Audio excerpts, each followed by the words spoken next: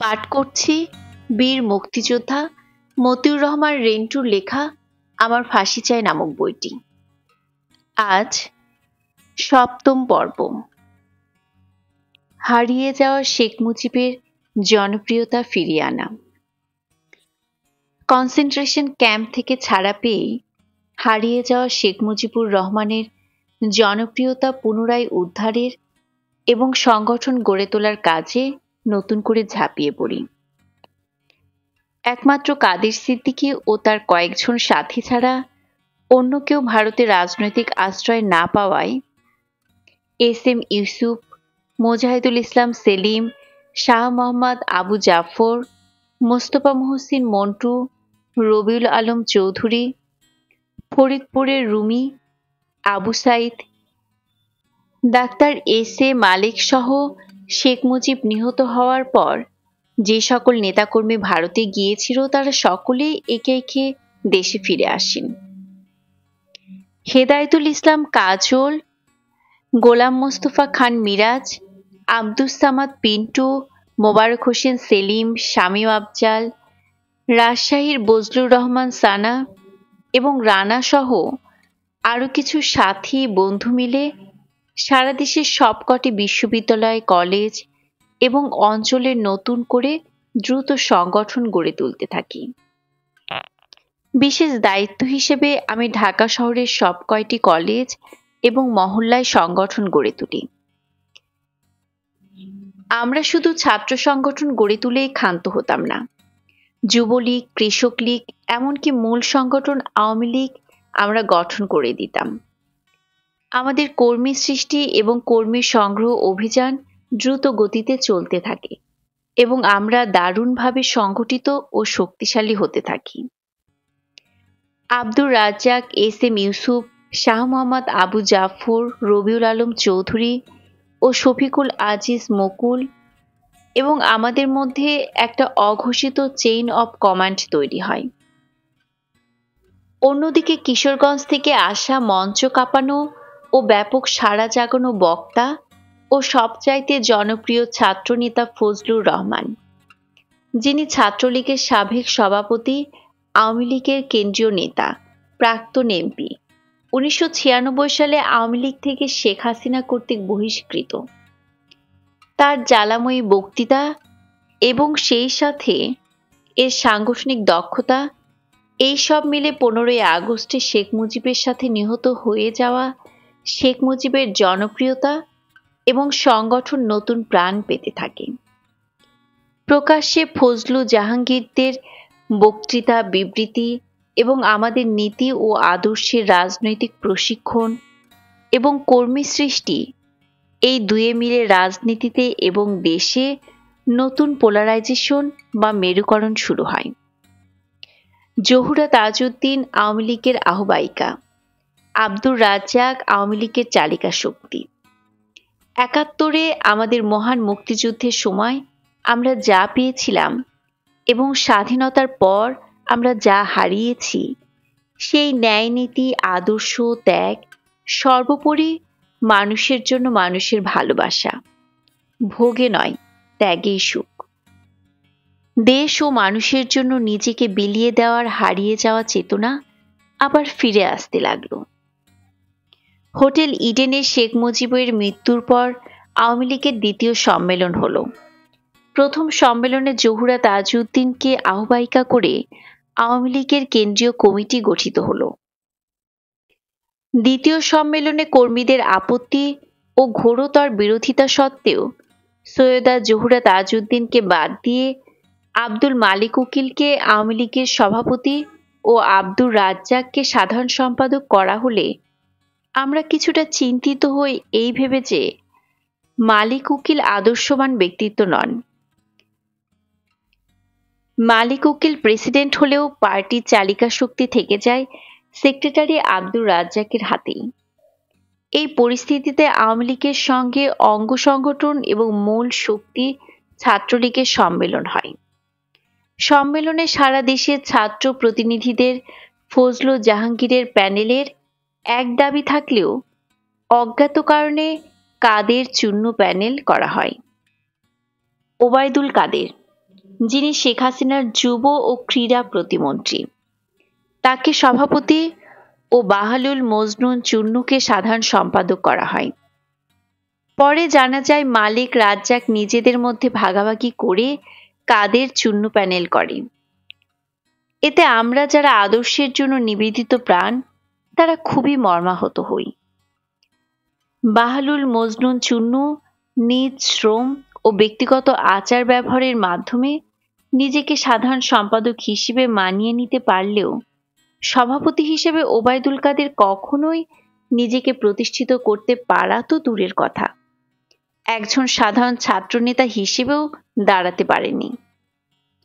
ডাকসুর নির্বাচনে তিনবার প্রতিদ্বন্দ্বিতা করে প্রতিবারই ভোট পেয়েছে জামানত বাজেয়াপ্ত হওয়ার সামান্য কিছু উপরে।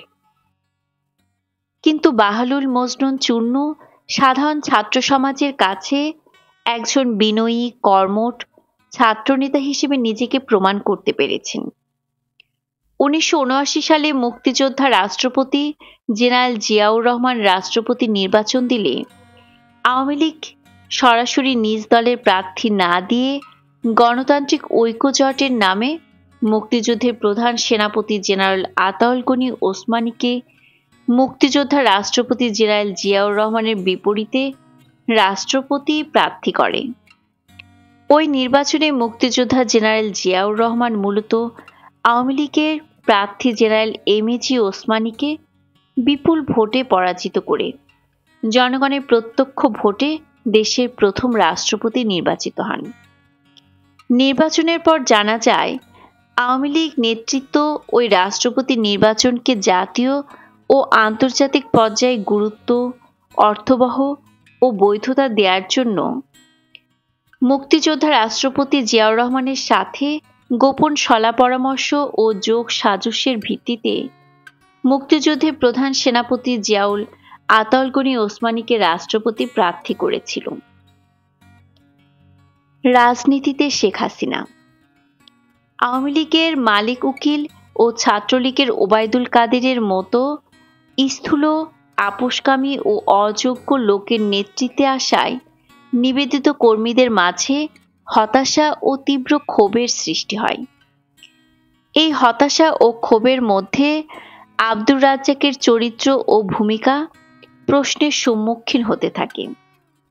এরই মধ্যে আসে ৭৫ পরবর্তী আওয়ামী লীগের তৃতীয় সম্মেলন।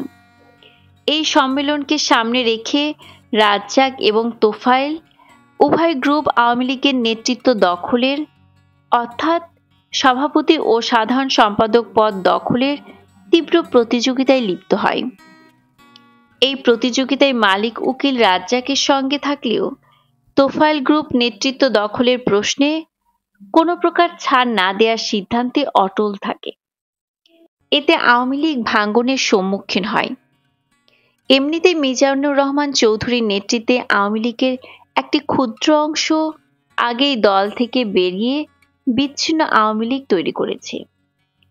নেতৃত্ব দখলের লড়াইয়ের মাঝে আওয়ামী লীগ সম্মেলন অনুষ্ঠিত হয়। অবস্থা বেগতিক দেখে দলের ভিতরের বিরুদ্ধকামীদের মোকাবেলা করার জন্য আব্দুর রাজ্জাক আওয়ামী লীগের সভাপতি পদে শেখ মুজিবের মেয়ে শেখ হাসিনাকে এই ভেবে নিয়ে আসেন যে শেখ মুজিব পরিবারের এই অরাজনৈতিক মহিলা সবসময় তার মুখাপেক্ষী হয়ে থাকবে। শেখ মুজিবের জীবদ্দশায় তার ছেলে শেখ কামাল, ভাগ্নে শেখ মনি, শেখ সেলিম এবং কখনো কখনো শেখ জামাল রাজনীতিতে হস্তক্ষেপ বা নাক গলালেও শেখ হাসিনা কখনোই রাজনীতির ধারে কাছেও ঘেঁষেনি। যদিও সাম্প্রতিককালে এক সময়ে শেখ হাসিনা ইডেন মহিলা মহাবিদ্যালয়ের ভিপি ছিলেন বলে প্রচার চালানো হলেও শেখ হাসিনা নিজে কখনোই এমন দাবি করেননি। শেখ হাসিনার ভিপি থাকার প্রচারণা চালানো হলেও কবে, কখন এবং কোন সালে ভিপি ছিলেন তা প্রচার করা হয় না। বরং শেখ হাসিনা ছাত্রলীগের কেন্দ্রীয় কমিটির সদস্যও ছিলেন না, এটা তিনি ছাত্রলীগের প্রায় অনুষ্ঠানেই বলেন। তাছাড়া শেখ হাসিনা মহিলা আবার দেশের বাইরে রয়েছেন। কখনো দেশে এলেও রাজনৈতিক অনভিজ্ঞ ও অরাজনৈতিক মহিলা হওয়ার কারণে আব্দুর রাজ্জাক যেভাবে চালাবেন শেখ হাসিনা সেভাবেই চলবেন। এই ধারণা থেকে আব্দুর রাজ্জাক গং শেখ হাসিনাকে আওয়ামী লীগের সভাপতি করেন। অতীতে মালিক উকিলকে আওয়ামী লীগের সভাপতি এবং ওবায়দুল কাদেরকে ছাত্রলীগের সভাপতি করায় সংগঠনের নীতি ও আদর্শবান ত্যাগী নেতাকর্মী বাহিনীর আব্দুর রাজ্জাকের নেতৃত্বের প্রতি আস্থা কমে যায় এবং শেখ মুজিবের মেয়ে শেখ হাসিনা আওয়ামী লীগের সভাপতি হওয়ায় স্বস্তি বোধ করেন। সেনাবাহিনী এবং জেনারেলরা রাজনীতিতে বেআইনি ও অবৈধ হস্তক্ষেপ করতে থাকে এবং জনগণের ওপর প্রভুত্ব ফলাতে থাকলে আমরা ৭১ ও ৭৫-এর যোদ্ধারা সেনাবাহিনীর বিকল্প শক্তি তৈরির চিন্তা করতে থাকি। ছাত্রদের রাজনৈতিক প্রশিক্ষণকালে ছাত্ররা সেনাবাহিনীর চাইতেও শক্তিশালী বাহিনী বলে ধারণা দেয়া হতো। ছাত্রদের বোঝানো হতো সশস্ত্র কিন্তু অশিক্ষিত বাহিনী হচ্ছে সেনাবাহিনী, নিরস্ত্র কিন্তু শিক্ষিত বাহিনী হচ্ছে ছাত্রবাহিনী। সেনাবাহিনী বাস করে ক্যান্টনমেন্টের ব্যারাকে এবং ছাত্ররা বাস করে শিক্ষা প্রতিষ্ঠানের ছাত্রাবাসে। সেনাবাহিনী জনগণের বিরুদ্ধাচরণ করে এবং জনতার স্বার্থের পরিপন্থী কাজ করে। ছাত্ররা জনগণের পক্ষাবলম্বন করে এবং জনতার জন্য জীবন দান করে। আগামী দিনে লড়াই হবে, সে লড়াইয়ে শিক্ষিত ছাত্রবাহিনীর কাছে অশিক্ষিত সেনাবাহিনী পরাজিত হবে। সেনাবাহিনীর অবসরপ্রাপ্ত জেনারেল খলিলুর রহমান এবং অবসরপ্রাপ্ত কর্নেল শওকত আলী এই দুই ব্যক্তি আওয়ামী লীগে যোগদান করলে রেজাউল বাকি, গোলাম মোস্তফা খান মিরাজ, আব্দুস সামাদ পিন্টু, মরহুম হেদায়েতুল ইসলাম কাজল, মোবারক হোসেন সেলিম এবং আরও কয়েকজন ৭১ ও ৭৫-এর যোদ্ধা মিলে আলাপ আলোচনা করে সিদ্ধান্ত নিলাম কর্নেল শওকত আলীকে সাথে নিয়ে মুক্তিযোদ্ধাদের একটি সংগঠন করার। সিদ্ধান্ত মোতাবেক কর্নেল শওকত আলীকে আহ্বায়ক করে মুক্তিযোদ্ধা সংহত পরিষদ নামে ৭১ ও ৭৫-এর যোদ্ধাদের একটি নতুন সংগঠন গড়ে তোলা হলো। আমাদের দৃষ্টি ক্যান্টনমেন্টের দিকে, লক্ষ্য ঢাকা ক্যান্টনমেন্ট দখল। এই লক্ষ্য বাস্তবায়নে আমাদের সাংগঠনিক কার্যক্রম ও রাজনৈতিক প্রশিক্ষণ ব্যাপকভাবে বৃদ্ধি করা হলো। আমরা ছাত্র যুবকদের আসন্ন সমাজ বিপ্লবে অংশগ্রহণের ও সর্বোচ্চ ত্যাগ স্বীকারের দীক্ষা দিতে থাকলাম। ছাত্র যুবকদের বলে কয়ে জীবন দেওয়ার জন্য প্রস্তুত করতে লাগলাম। বিপ্লব করতে হলে ব্যক্তি জীবনের ভয়াবহ ক্ষতি হতে পারে, কিন্তু সেই ক্ষতির হিসেব রাখা যাবে না, কেননা বিপ্লব ব্যক্তিগত ক্ষয়ক্ষতির হিসাব রাখে না। বিপ্লব ব্যক্তিগত ক্ষয়ক্ষতির মধ্য দিয়ে সামগ্রিক ফসল এনে দেয়, যা মূলত ভবিষ্যৎ বংশধরদের নিশ্চিত সুন্দর জীবন এনে দেয়। কার্যক্রমের এই পর্যায়ে আমাদের সাথে যোগ দেয় ৭৫ সালের ৩রা নভেম্বর জেনারেল খালেদ মোশাররফের নেতৃত্বে সংগঠিত ব্যর্থ সামরিক অভ্যুত্থানের কতিপয় মুক্তিযোদ্ধা সামরিক অফিসার। যোগদানকারী সামরিক অফিসারদের মধ্যে উল্লেখযোগ্য হলেন লেফটেন্যান্ট কর্নেল AHM গাফফার বীর বিক্রম, মেজর নাসির, পত্রিকার কলাম লেখক এবং বিশিষ্ট নাট্যশিল্পী লুৎফর লতার স্বামী এবং ক্যাপ্টেন হাফিজুল্লাহ। কর্নেল গাফফার সবসময় ইংরেজি রাজনৈতিক ক্লাস নিতেন। এক ক্লাসে তিনি শিখিয়েছিলেন, ভোগে শুধু সুখ আছে কিন্তু তৃপ্তি নেই, ত্যাগে সুখ এবং তৃপ্তি দুটোই আছে। ৮১ সালের ১৭ই মে বঙ্গবন্ধু শেখ মুজিবুর রহমানের অরাজনৈতিক কন্যা শেখ হাসিনা কর্মী এবং জনতা বিমানবন্দরে শেখ হাসিনাকে নজিরবিহীন সংবর্ধনা দেয়। এই জিয়া সেই জিয়া নয়। শেখ হাসিনা দেশে ফিরে আসার ৩-৪ দিন পরেই তার সাথে আমাদের প্রথম বৈঠক হয়। এই বৈঠকে আলোচনার শুরুতেই শেখ হাসিনা ছাত্রনেতা ও মুক্তিযোদ্ধাদের বলেন, আজ থেকে প্রচার চালাতে হবে যে এই জিয়া সেই জিয়া নয়। অর্থাৎ বর্তমান মুক্তিযোদ্ধা রাষ্ট্রপতি জিয়াউর রহমান স্বাধীনতার ঘোষক মেজর জিয়াউর রহমান নয়। শেখ হাসিনা হিটলারের তথ্য উপদেষ্টা গোয়েবলসের থিওরি অনুসারে বলেন, তোমরা যদি ভালোভাবে প্রচার করতে পারো এই জিয়া স্বাধীনতার ঘোষক জিয়া নয়, তাহলে দেখবে একদিন মানুষ এটাই বিশ্বাস করবে। আমাদের মাঝ থেকে একজন প্রশ্ন করল, তাহলে এই জিয়াকে কোন জিয়া বলবো? শেখ হাসিনা বললেন, অত কথার দরকার নেই, শুধু বলবে এই জিয়া সেই জিয়া নয়। এই কথা শুনে আমরা সবাই বিস্মিত হলাম এবং নিজেদের মধ্যে ফিসফাস ও হাসাহাসি করলাম। কিন্তু আমরা কেউ কোনোদিন শেখ হাসিনার এই শিক্ষা এই জিয়া সেই জিয়া নয় প্রচার করলাম না।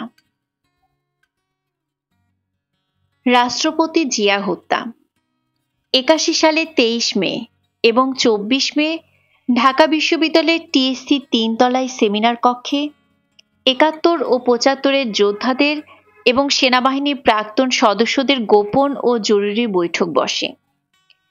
এই বৈঠকে কর্নেল শওকত আলী, যিনি বর্তমানে আওয়ামী লীগের এমপি আগরতলা ষড়যন্ত্র মামলায় আসামি, মুক্তিযোদ্ধা রাষ্ট্রপতি জেনারেল জিয়াউর রহমান বীর উত্তমকে হত্যার পরিকল্পনা এবং হত্যাকালীন ও হত্যা পরবর্তী সময়ে করণীয় সম্পর্কে অবহিত করেন।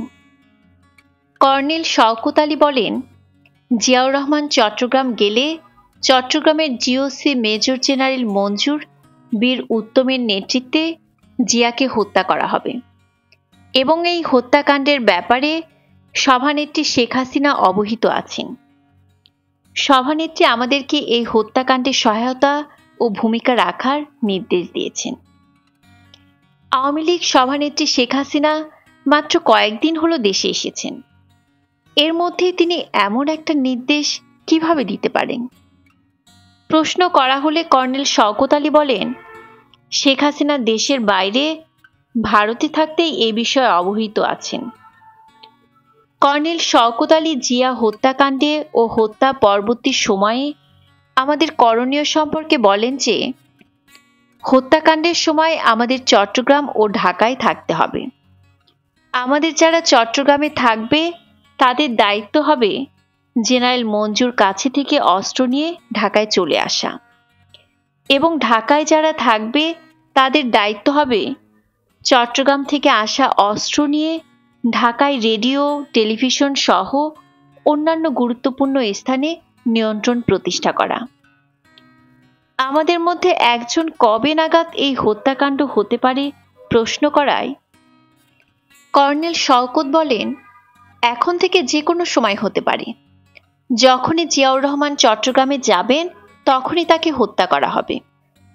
কর্নেল শওকত আরও বলেন, জিয়া হত্যা সংগঠন পর্যন্ত সেনাবাহিনীর প্রধান জেনারেল এইচ.এম. এরশাদ সহ অন্যান্য জেনারেলগণ এবং রাষ্ট্রপতি জিয়াউর রহমানের গার্ড রেজিমেন্টের কর্নেল মাহফুজুর রহমান অভ্যুত্থানের নেতা জেনারেল মঞ্জুর সাথে থাকবেন।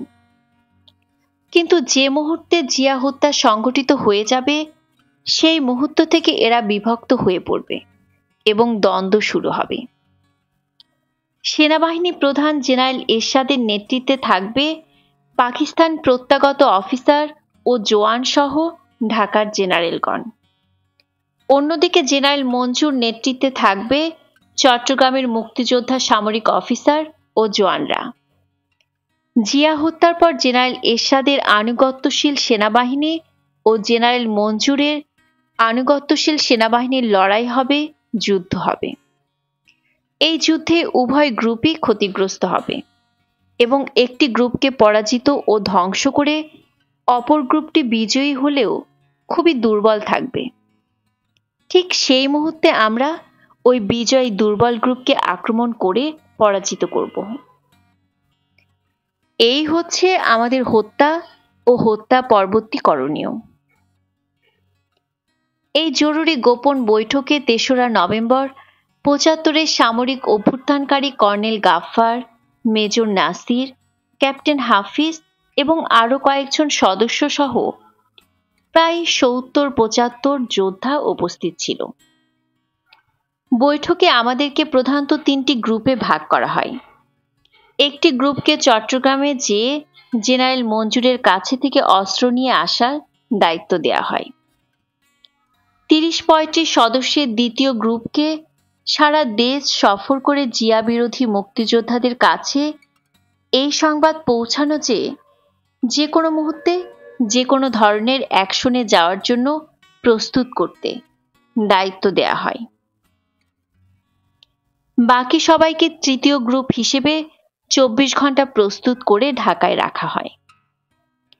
মুক্তিযোদ্ধা রাষ্ট্রপতি জিয়াউর রহমান চট্টগ্রামে পৌঁছালে জেনারেল মঞ্জুরের নেতৃত্বে চট্টগ্রাম ক্যান্টনমেন্টের কিছু সংখ্যক সেনা অফিসার অভ্যুত্থান করে।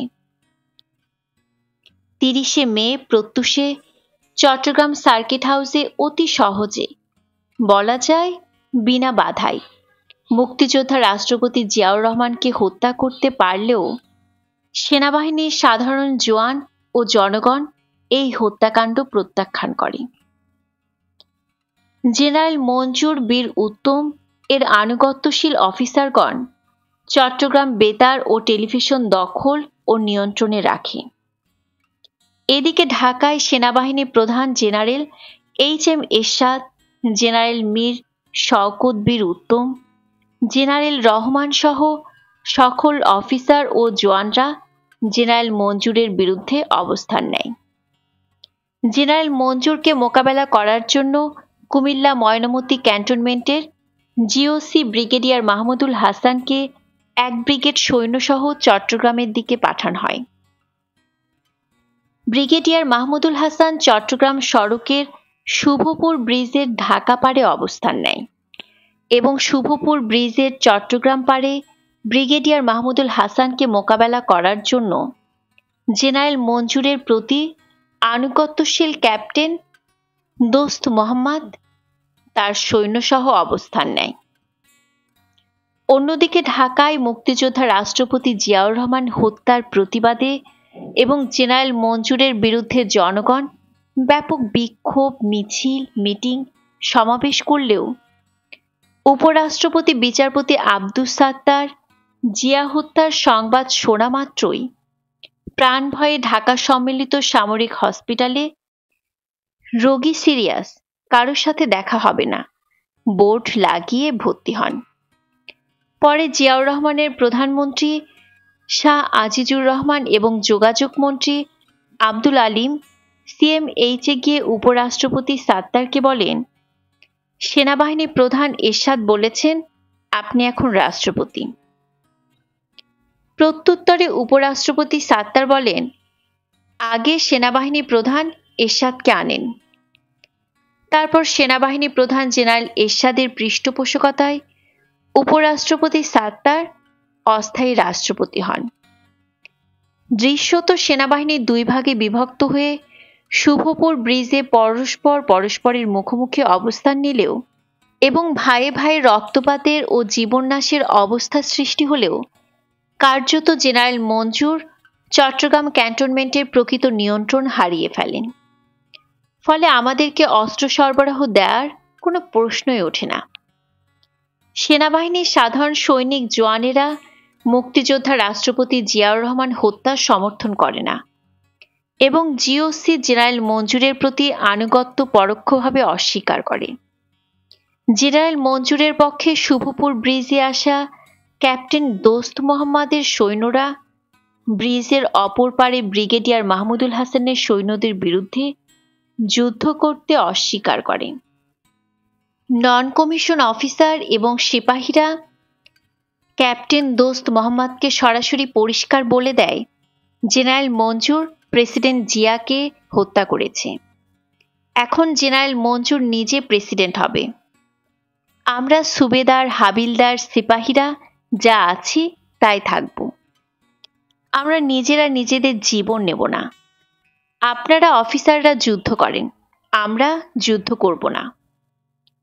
তখন ক্যাপ্টেন দোস্ত মোহাম্মদ অবস্থা বেগতিক দেখে ব্রিগেডিয়ার মাহমুদুল হাসানের কাছে আত্মসমর্পণের সিদ্ধান্ত নেয় এবং আত্মসমর্পণ করে। জেনারেল মঞ্জুর বীর উত্তম চট্টগ্রাম বেতার ও টেলিভিশনে ভাষণ দিতে এবং সাংবাদিক, গণ্যমান্য ব্যক্তি ও মুক্তিযোদ্ধাদের সাথে আলোচনা করতে ক্যান্টনমেন্টের বাইরে এলে চট্টগ্রাম ক্যান্টনমেন্ট তার সম্পূর্ণ হাতছাড়া হয়ে যায়। সেনাবাহিনীর বিশেষত নন কমিশনড এবং জওয়ানেরা মুক্তিযোদ্ধা রাষ্ট্রপতি জিয়াউর রহমানের প্রতি এতই আনুগত্যশীল ছিল যে সুযোগ পাওয়া মাত্র মুহূর্তের মধ্যে তারা জেনারেল মঞ্জুর বীর উত্তমের বিরুদ্ধে বিদ্রোহ করে। ফলে জেনারেল মঞ্জুর ও তার প্রতি আনুগত্যশীল অফিসারেরা আর ক্যান্টনমেন্টে ফিরে যেতে তো পারেনি, বরং পালিয়ে যেতেও পারেনি।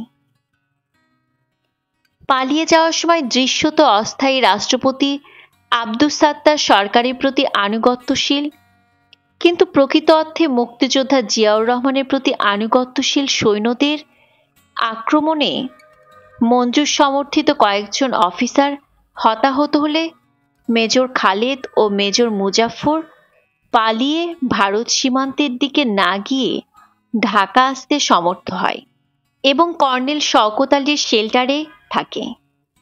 অন্যদিকে জেনারেল মঞ্জুর বীর উত্তম সহ আরও কয়েকজন অনুগামী অফিসার জিয়া সৈনিকদের হাতে গ্রেফতার হলে জিয়াউর রহমান হত্যায় নিরাপদ দূরত্ব থেকে জড়িত তৎকালীন সেনাবাহিনীর প্রধান জেনারেল এইচ.এম. এরশাদ গ্রেফতারকৃত জেনারেল মঞ্জুরকে সঙ্গে সঙ্গে হত্যা করান। জেনারেল এরশাদ জিয়া হত্যায় তার সংশ্লিষ্টতা যাতে প্রকাশ না হয়ে পড়ে সেই জন্য জেনারেল মঞ্জুর বীর উত্তমকে গ্রেফতার হওয়ার সঙ্গে সঙ্গেই হত্যা করে। জেনারেল মঞ্জুর আমাদের অস্ত্র দিতে ব্যর্থ হলে এবং গ্রেফতার ও নিহত হলে আমরা সাথীরা ঢাকায় ফিরে এসে মেজর খালেদ ও মেজর মুজাফফরকে রাজশাহী সীমান্ত দিয়ে ভারতের মুর্শিদাবাদে পৌঁছে দিই।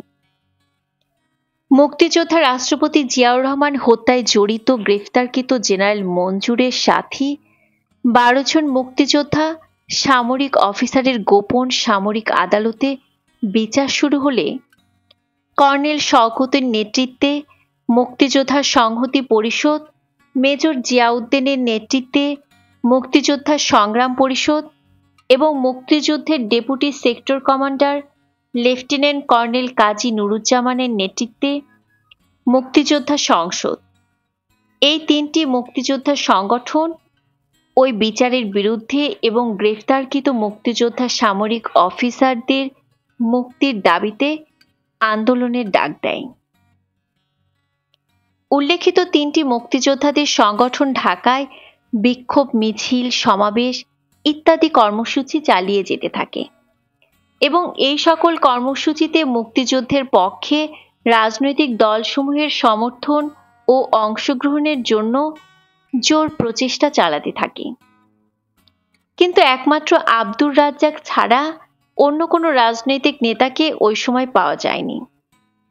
মুক্তিযোদ্ধা সামরিক অফিসারদের মুক্তির জন্য মুক্তিযোদ্ধাদের আন্দোলন সত্ত্বেও মুক্তিযোদ্ধা রাষ্ট্রপতি জিয়াউর রহমান হত্যার অভিযোগে সামরিক আদালতের গোপন বিচারে 12 জন মুক্তিযোদ্ধা সামরিক অফিসারের ফাঁসিতে মৃত্যুদণ্ড কার্যকর হল। এদিকে সেনাবাহিনী প্রধান জেনারেল এইচ.এম. এরশাদের পৃষ্ঠপোষকতায় অস্থায়ী রাষ্ট্রপতি আব্দুস সাত্তার নতুন রাষ্ট্রপতি নির্বাচন ঘোষণা করেন এবং তিনি নিজে প্রার্থী হন। আওয়ামী লীগের পক্ষ থেকে শেখ হাসিনা অস্থায়ী রাষ্ট্রপতি বিচারপতি আব্দুস সাত্তারের বিপরীতে ডক্টর কামাল হোসেনকে রাষ্ট্রপতি প্রার্থী করে নির্বাচনে অংশগ্রহণ করেও নির্বাচনের তারিখ পেছানোর দাবি করতে থাকেন। কিন্তু সেনাবাহিনী প্রধান এরশাদ সমর্থিত বিচারপতি সাত্তার সরকার আওয়ামী লীগের নির্বাচন পেছানোর দাবি অগ্রাহ্য করে। 81 সালের ওই রাষ্ট্রপতি নির্বাচনে বাংলাদেশের ইতিহাসে সবচাইতে বেশি সংখ্যক ব্যক্তি রাষ্ট্রপতি প্রার্থী হলে সরকারি গোয়েন্দা সংস্থা এনএসআই এর কর্মকর্তারা রাষ্ট্রপতি প্রার্থীদের মোটা অঙ্কের ঘুষ দিয়ে প্রার্থিতা প্রত্যাহার করায়। অন্যদিকে আওয়ামী লীগ প্রধান শেখ হাসিনা যে কোনো একজন রাষ্ট্রপতি প্রার্থীকে হত্যা করে তাদের নির্বাচন পেছানোর দাবি বাস্তবায়িত করার গোপন নির্দেশ দেন। উল্লেখ্য, এক প্রার্থী খুন হলে নির্বাচনী আইন অনুযায়ী ওই নির্বাচন 3 মাসের জন্য স্থগিত হয়ে যাবে। প্রার্থী হত্যায় শেখ হাসিনার গোপন নির্দেশ বাস্তবায়িত না হওয়ায় এবং সাত্তার সরকার আওয়ামী লীগের নির্বাচন পেছানোর দাবি মেনে না নেয়ায় নির্দিষ্ট সময়ে রাষ্ট্রপতি নির্বাচন হয় এবং সেই নির্বাচনে সেনা সমর্থিত বিএনপি প্রার্থী বৃদ্ধ বিচারপতি আব্দুস সাত্তার বিপুল ভোটের ব্যবধানে আওয়ামী লীগ প্রার্থী ডক্টর কামাল হোসেনকে পরাজিত করে রাষ্ট্রপতি নির্বাচিত হন। বিচারপতি সাত্তার রাষ্ট্রপতি হলেও মূলত ক্ষমতা থেকে যায় সেনাবাহিনী প্রধান জেনারেল এরশাদের হাতে।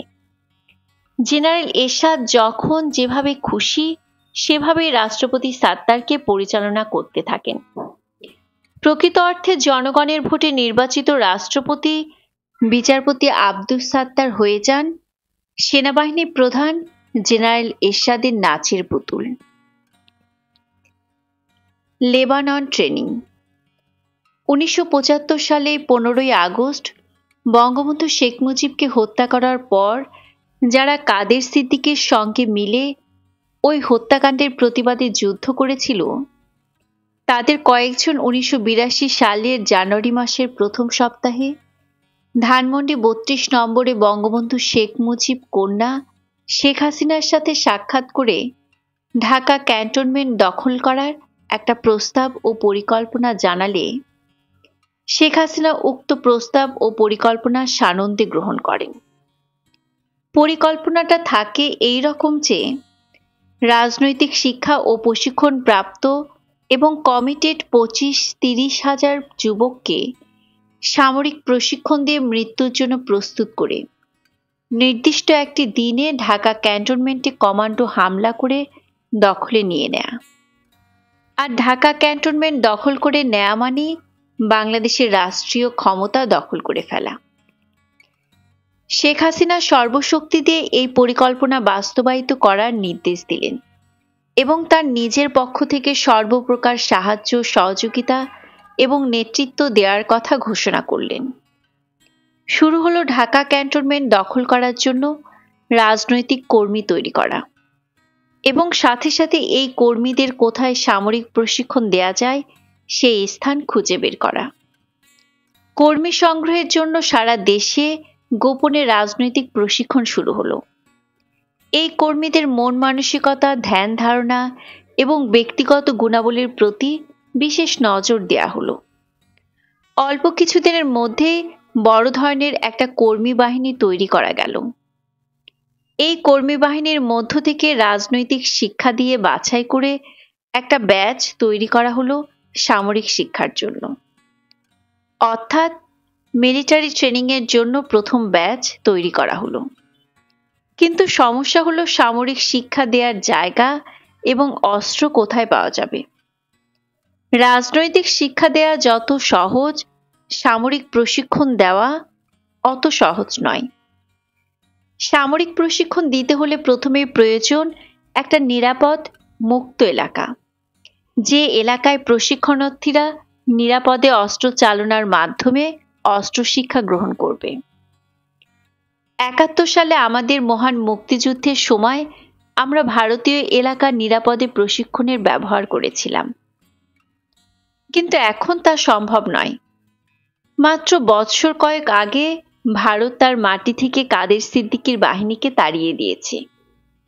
সামরিক প্রশিক্ষণের জন্য ভারতের মাটি ব্যবহারের কোনো সম্ভাবনা নেই। বাংলাদেশের সুন্দরবন এবং হিল ট্র্যাক্টও সামরিক শিক্ষার জন্য মোটেই নিরাপদ নয়। আন্তর্জাতিক দুনিয়ায় আমাদের কোনো বন্ধু নেই। আফগানিস্তান কট্টর মৌলবাদীদের নিয়ন্ত্রণে, সেখানেও আমাদের কোনো জায়গা নেই। সোভিয়েত ইউনিয়নের কোনোই সারা শব্দ নেই। এমতাবস্থায় চিন্তা করতে করতে লেবানন এবং পিএলওর কথা বিবেচনায় এসে গেল। গোপন যোগাযোগ করা হলো পিএলওর ঢাকাস্থ প্রতিনিধি আহমেদ এ রাজিকের সাথে। পিএলওর ঢাকাস্থ গুলশান অ্যাম্বাসিতে পিএলওর প্রতিনিধি আহমেদ এ রাজেকের সাথে গোপনে কয়েক দফা বৈঠক হলো। আহমেদ এ রাজেককে খোলাখুলি বলা হলো, আমরা সামরিক প্রশিক্ষণ চাই, বিনিময়ে তোমরা যা চাও আমরা দেব। আহমেদ এ রাজেক মাসখানেক সময় চাইল। মাসখানেক পর আহমেদ এ রাজেকের সাথে আবার বৈঠক হলো। বৈঠকে সিদ্ধান্ত হলো পিএলও আমাদেরকে লেবাননের মাটিতে সামরিক প্রশিক্ষণ দিয়ে দেবে, বিনিময়ে আমাদেরকে পিএলওর পক্ষে ইসরায়েলিদের বিরুদ্ধে যুদ্ধ করতে হবে। আমরা রাজি হলাম। আমাদের প্রথম ব্যাচ লেবাননে গেল তাদের প্রশিক্ষণ দিয়ে ইসরায়েলের বিপক্ষে পিএলওর পক্ষে যুদ্ধ করার জন্য। সরাসরি রণাঙ্গনে পাঠিয়ে দেয়া হলো। প্রথম ব্যাচ যুদ্ধ করতে থাকবে, দ্বিতীয় ব্যাচ লেবানন যাবে। দ্বিতীয় ব্যাচের প্রশিক্ষণ শেষে রণাঙ্গনে গিয়ে যুদ্ধ করতে শুরু করলে প্রথম ব্যাচ বাংলাদেশে ফেরত দেবে। অর্থাৎ আমাদের একটা ব্যাচকে সবসময় পিএলওর হয়ে যুদ্ধ করতে হবে। আমাদের বিমানে করে লেবাননে নিয়ে যাওয়া এবং ঢাকায় নিয়ে আসার ব্যয় পিএলও বহন করবে। আমাদের যারা যুদ্ধ করবে তাদের পিএলও বেতন দেবে। সময়ে সময়ে সকল বিষয়ে বঙ্গবন্ধু শেখ মুজিব কন্যা জননেত্রী শেখ হাসিনাকে জানানো হলো এবং তার পরামর্শ নেওয়া হলো। পিএলওর সাথে বৈঠকের সিদ্ধান্ত অনুযায়ী প্রথম ব্যাচকে ৮২ সালের মে মাসের শেষ সপ্তাহে লেবানন পাঠিয়ে দেয়া হলো। প্রথম ব্যাচ সামরিক প্রশিক্ষণ শেষে ইসরায়েল সীমান্তে গিয়ে পিএলওর পক্ষে যুদ্ধ করতে লাগলো। এদিকে দ্বিতীয় ব্যাচ লেবানন যাওয়ার জন্য প্রস্তুত হলো। এমন সময় ইসরায়েল আক্রমণ করে লেবাননই দখল করে নিল। আমাদের সকল যোদ্ধা ইসরায়েলিদের হাতে বন্দী হলো। আমাদের সব পরিকল্পনা ও কর্মসূচি ভেস্তে গেল। আমাদের যোদ্ধাদের মা বাবা আত্মীয় স্বজন সবাই কান্নাকাটি শুরু করলো। মুজিব কন্যা শেখ হাসিনা বেমালুম সব ভুলে গেলেন, নিঃশব্দ নীরব থাকলেন। আমাদের ছেলেদের ব্যাপারে কোনোদিন আর কোনো কথা বললেন না। অতঃপর অতি কষ্টে পাকিস্তান রেড ক্রসের মাধ্যমে ইসরায়েলের হাতে বন্দী আমাদের যোদ্ধাদের দেশে ফিরিয়ে আনা হলো। এরশাদকে ক্ষমতা গ্রহণের আমন্ত্রণ। এদিকে আওয়ামী লীগ সভানেত্রী বঙ্গবন্ধু শেখ হাসিনা সেনাবাহিনী প্রধান জেনারেল এইচ.এম. এরশাদকে রাষ্ট্রীয় ক্ষমতা দখলের পূর্ণাঙ্গ আমন্ত্রণ জানাতে থাকেন। জননেত্রী শেখ হাসিনা জনগণের পক্ষ থেকে জেনারেল এরশাদকে ক্ষমতা দখলের ব্যাপারে সর্বপ্রকার সাহায্য সহযোগিতার আশ্বাস দিতে থাকেন। নির্বাচিত রাষ্ট্রপতি ও সরকার উৎখাত করে সামরিক বাহিনীর রাষ্ট্রীয় ক্ষমতা দখল করার ব্যাপারে জেনারেল এরশাদ এবং বঙ্গবন্ধু কন্যা শেখ হাসিনার ৪-৫ দফা গোপন বৈঠক অনুষ্ঠিত হয়। ৮২ সালের মার্চের ২৪ তারিখ জেনারেল এরশাদ বিনা বাধায় বিনা বাক্যে জনগণ কর্তৃক নির্বাচিত রাষ্ট্রপতি বিচারপতি আব্দুস সাত্তারকে রাষ্ট্রপতি ভবন বঙ্গভবন থেকে গলা ধাক্কা দিয়ে বের করে দেন এবং পরের দিন আবার কলার ধরে নিয়ে এসে রেডিও টেলিভিশনে নিজের অযোগ্যতা ও তার সরকারের দুর্নীতি স্বজনপ্রীতি ইত্যাদি কারণে স্বেচ্ছায় সেনাবাহিনী প্রধান এরশাদের নিকট ক্ষমতা হস্তান্তর করে তিনি বিদায় নিলেন, এই মর্মে ভাষণ দিতে বাধ্য করেন। অশীতিপর বৃদ্ধ অথর্ব রাষ্ট্রপতি বিচারপতি আব্দুস সাত্তার প্রাণ ভয়ে কাপুরুষের মতো নীরবে নিঃশব্দে প্রাণ নিয়ে বিদায় নিলেন। সেনাবাহিনী প্রধান লেফটেন্যান্ট জেনারেল হোসেন মোহাম্মদ এরশাদ দেশের সামরিক আইন জারি করলেন এবং তিনি স্বয়ং হলেন প্রধান সামরিক আইন প্রশাসক ও বিচারপতি এ.এফ.এম. আহসানুল্লাহ চৌধুরীকে করলেন ক্ষমতাবিহীন নামমাত্র রাষ্ট্রপতি।